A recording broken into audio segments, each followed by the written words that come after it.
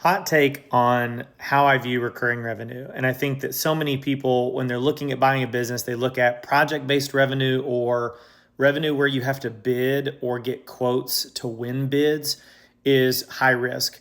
Here's why I think it's not as high risk as most people think. Most people think you have to have recurring revenue, long term contracts.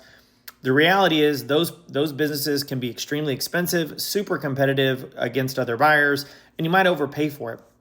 Here's why I think other types of ways of generating revenue, which could be project based or bid based. But here's the thing. Tell me this.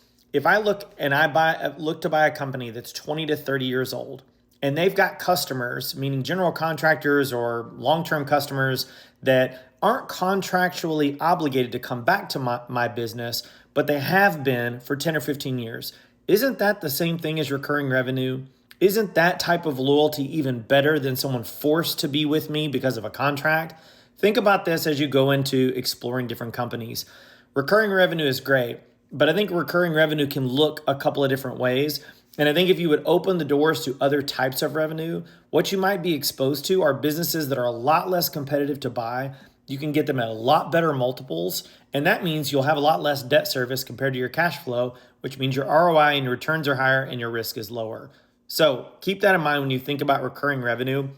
And if it truly has to be forced by contract, or can customer tenure of 10, 15, 20 years actually equate to just the same thing as recurring revenue?